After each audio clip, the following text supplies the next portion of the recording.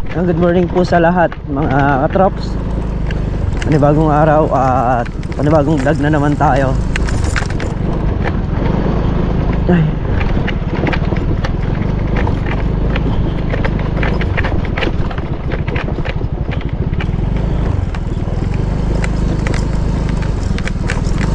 Yan, tayo palusong na ng Lucky Farm para ituloy yung pagdadamo dito sa Lucky Farm. So mga katrops, kung minsan hindi ko nakukuhanan talaga ng video yung mga pagdadamo ko gawa nung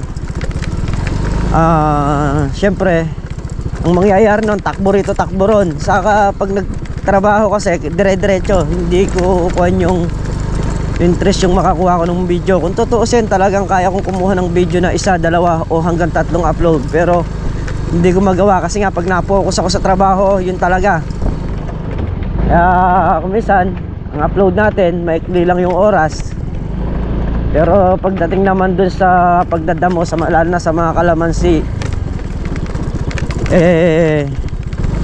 talagang tinatrabaho ko, hindi ko naman basta pababayaan lang din. Ang laki ng puhunan yan, hindi naman biro yan. So alam ko lang kung kailan siya kikilusin at kung kailan siya hindi kikilusin, crops. Ayan, doon sa nagsasabing basic, ayan, sa susunod yung mga impormasyon, kami na lang yung kukuha sa'yo para alam namin kung ano yung susunod namin. Okay.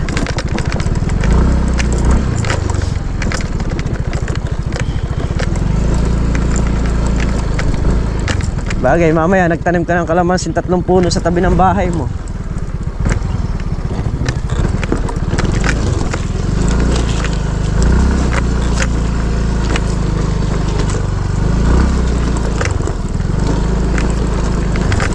Ito na tayo mga katraps.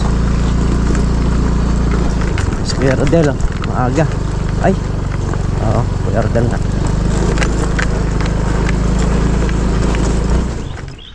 So yun na mga katraps, tayo mag-umpisa ng mag-grass cutter.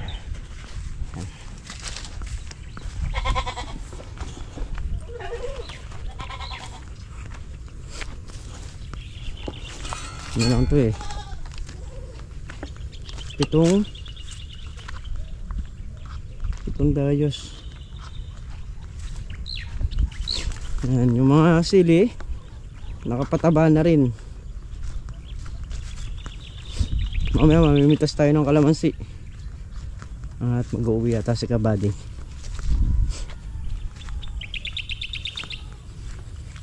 Dito na tayo sa may banda rito. Ano lang to eh, alam ko 7 dayos na lang. Dito na tayo.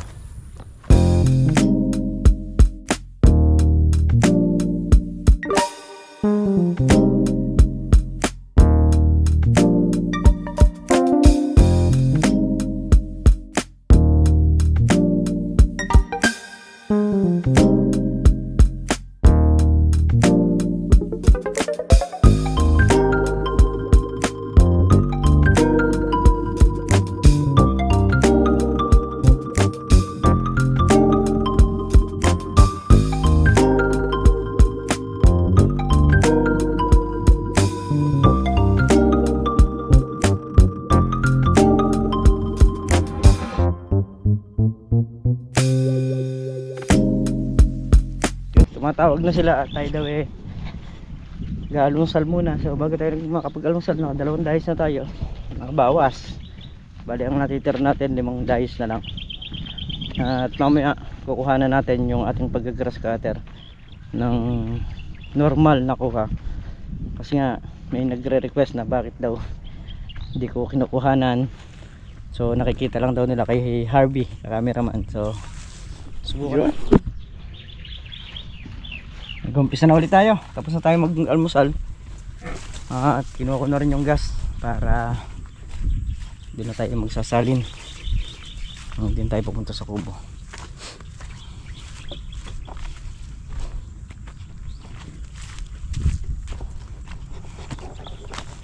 Sige dito.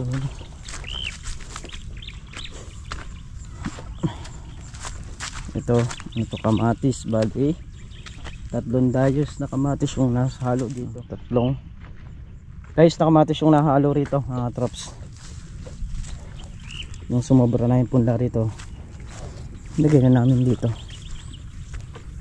Ay, pere yung ating grass cutter.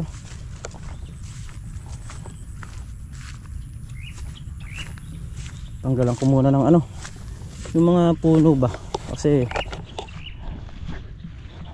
ayan, dahil na itong mga to.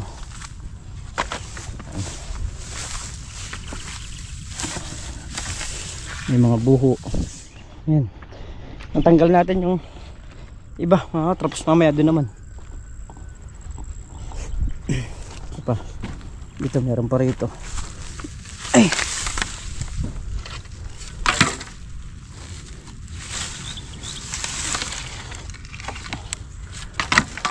kaya mga traps, dito sa Lucky Farm is kanya-kanya kami ng trabaho mga traps. Hindi naman ano, gaya nila sa Ampalaya sila, so doon sila natural na gumawa.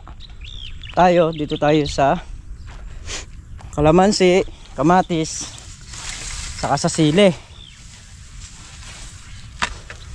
So pagka nakakayari tayo, o kung sino man yung maunang nakakayari sa amin, o nagtutulungan kami mga katrops. Ngayon kung halimbawa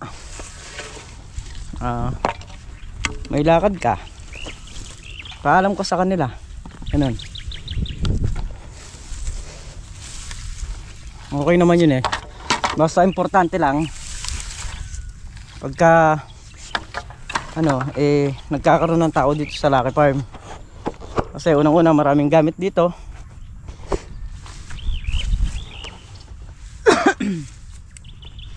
At syempre titingin din ng mga halaman, baka mamaya meron ng kalabaw dyan o meron ng ano dyan, kaya kailangan may naiiwan din talaga. Baka napaliwanag na rin naman sa inyo ni ano yan, ni Kabady mga trops.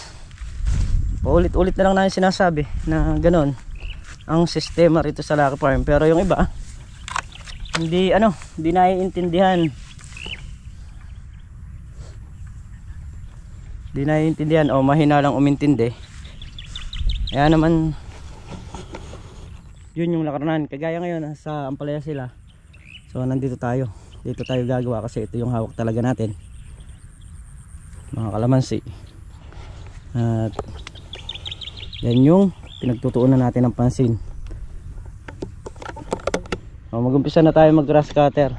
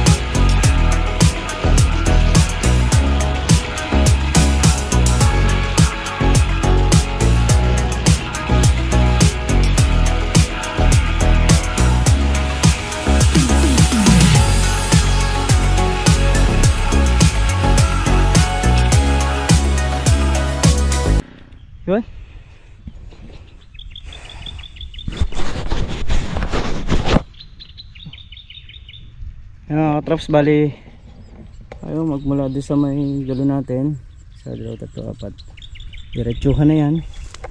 Natitira pa natin grass cutter yan is 3 dayos mga traps. Tapos yung pa mga gilid ay, dadamahin din natin yung mga gilid yan mga traps.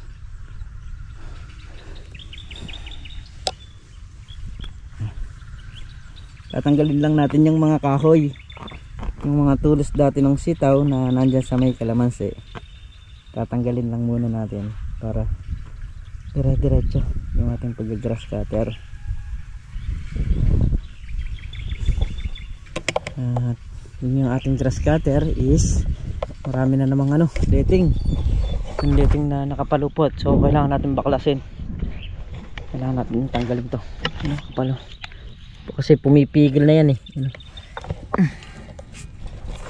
pumipigil na yan sa pag-ikot ng grass cutter.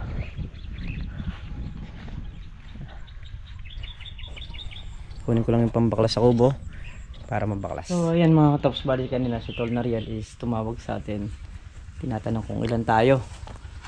Kaya pala tinatanong niya kung ilan tayo kasi nga meron nagpabigay sa kanya ng pang Jollibee na naman ng mga tropa. Ayan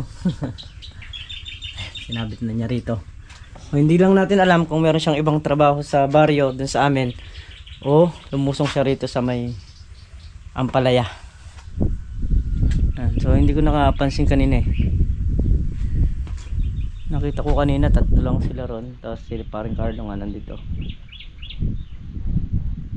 tapos tayo nagdadamo nga. Hindi lang natin alam kung lusong siya ron sa dulo. Ayun, andun yung matarungan yung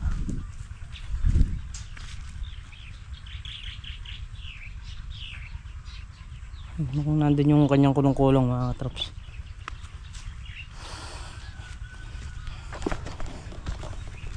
Ayan, kung sino man po yung nagpa-Jollibee, maraming salamat po sa inyo. Dito nga po yung eto ito na real.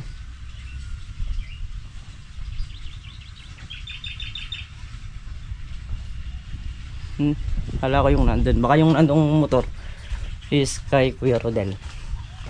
Dito si Tol na real.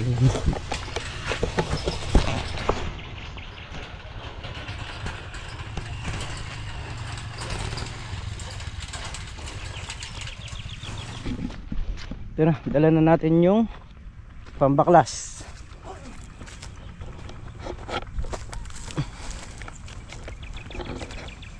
Baklasin ko muna.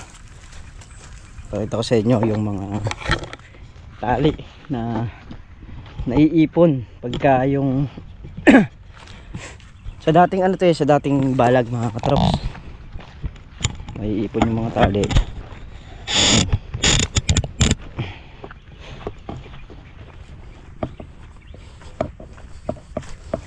Naipon, hihirapang humila yung grass cutter. Ay.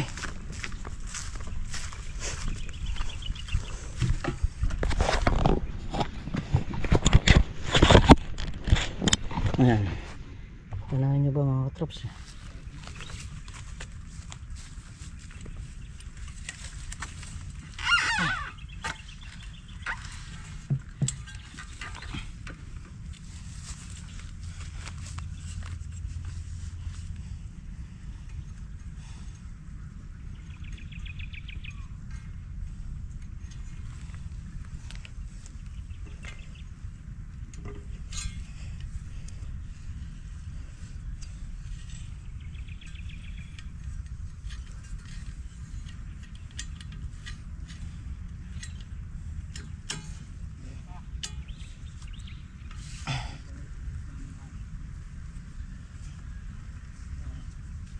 Ha?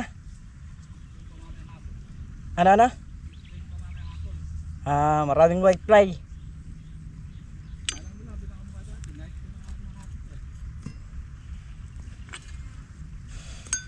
Unang tali kapal. Tali niya nagkabuhol-buhol na.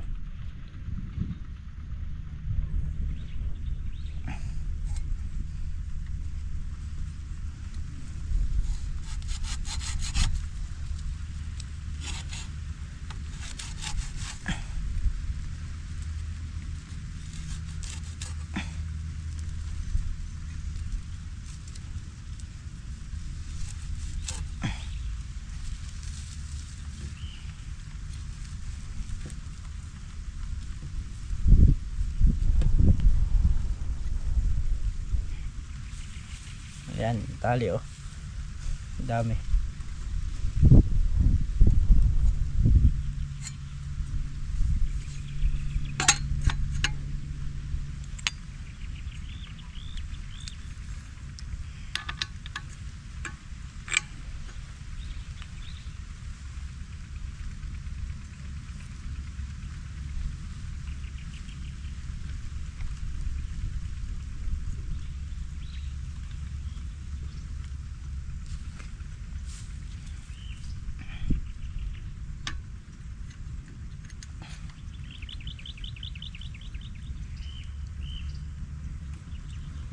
So sa ganitong posisyon,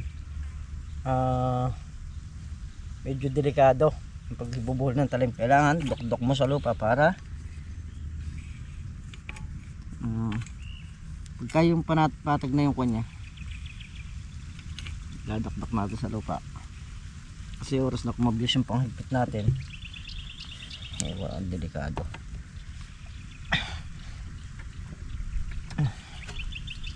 Lalo na ang gamit natin talim, hindi naman tansi. Pagka tayo ng gas ng dire-diretso na production.